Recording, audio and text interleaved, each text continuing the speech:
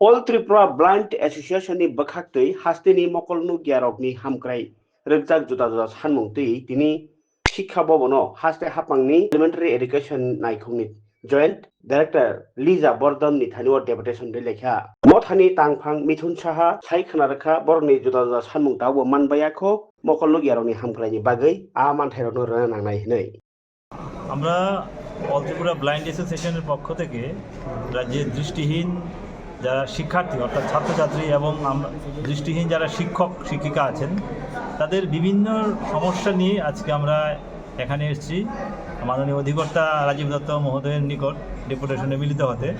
তো অধিকর্তা মহাশয় নাকি অন্যত্র চলে গেছেন একটা বিশেষ কাজে।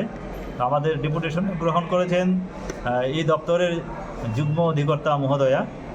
ওনার সঙ্গে এই দাবিগুলি যেটা ছিল আমাদের প্রমোশন এবং চাকুরির ক্ষেত্রে 4% যে সংরক্ষণ আইন অনুযায়ী সেটা যাতে নিশ্চিত হয়, এবং আমরা প্রায়শই লক্ষ্য করছি যে প্রমোশনের ক্ষেত্রে এবং নিয়োগের ক্ষেত্রেও আমাদের যে 4% রিজার্ভেশন সেটা কিন্তু সেটা সঠিকভাবে মানা হয়নি। তো ম্যাডাম বলেছেন যে এটা তো যেহেতু আইন আছে এটা মানতে হবে। উনি বলেছেন যে মাননীয় অধিকর্তার সঙ্গে কথা বলবেন যাতে সেটা একদম আইনে যা আছে সেইভাবে যাতে সেটা হয়, সেটা উনি ডাইরেক্টর স্যারের সাথে কথা বলে উনি একটা পদক্ষেপ নেবেন। 2 নম্বর হচ্ছে আমাদের যে ব্রেইল বই, আমরা যারা দৃষ্টিহীন ছাত্রছাত্রী এবং শিক্ষক শিক্ষিকা আছি তাদের জন্য সিলেবাস অনুযায়ী ব্রেইল বইয়ের ব্যবস্থা করা। সেই ব্যাপারেও উনিও ম্যাডামও স্বীকার করেছেন যে অবশ্যই আপনাদের পড়াতে গেলে বা ছাত্রছাত্রীদের জন্য সিলেবাস অনুযায়ী বইয়ের দরকার, বই ছাড়া তো কোনো কিছুই করা সম্ভব নয়। এটাও বলেছেন যে না, এটা অবশ্যই আপনাদের ন্যায্য দাবি। সেটা উনি বলেছেন যে সেটাও উনি যথাযথ পদক্ষেপ গ্রহণ করবেন যাতে আমরা বই পেতে পারি।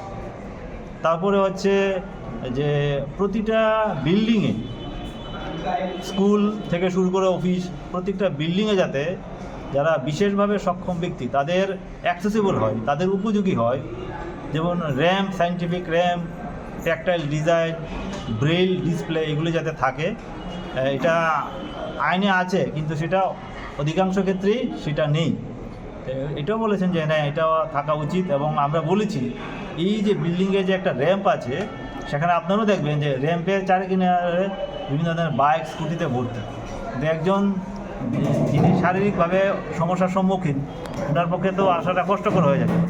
এই ব্যাপারটা উনি বলেছেন যে উনি বিষয়টা দেখবেন এবং প্রতিটা স্কুল বা এবং অফিসে যাতে সেই অনুযায়ী হয় সেই বিষয়টা ওনারা দপ্তর থেকে পদক্ষেপ গ্রহণ করবেন।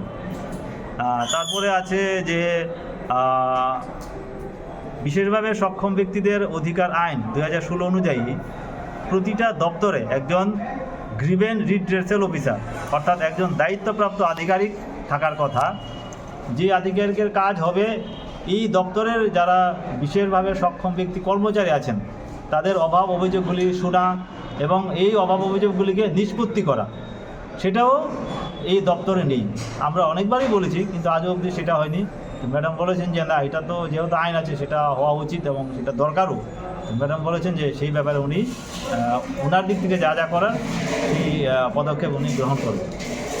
তারপরে হচ্ছে 2017 থেকে 19 2 বছরে আপনারা হয়তো বা জানেন যে কেন্দ্রীয় সরকারের এবং রাজ্য সরকারের একটা নির্দেশ ছিল 2001 থেকে 10 সাল পর্যন্ত যারা শিক্ষকতার সঙ্গে যুক্ত তাদের অবশ্যই ডিএলএড এবং 12 দ্বাদশ শ্রেণীতে 50% মার্কস এবং গ্র্যাজুয়েশনের ক্ষেত্রে 50% মার্কস।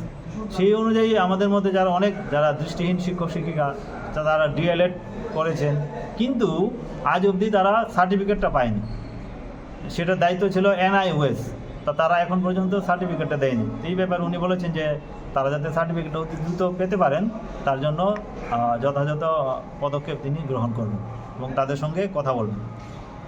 এই ব্যাপারগুলি নিয়ে উনি আমাদের বক্তব্যগুলি মনোযোগ সহকারে শুনেছেন এবং আশ্বস্ত করেছেন উনি যথাযথ পদক্ষেপ নেবেন।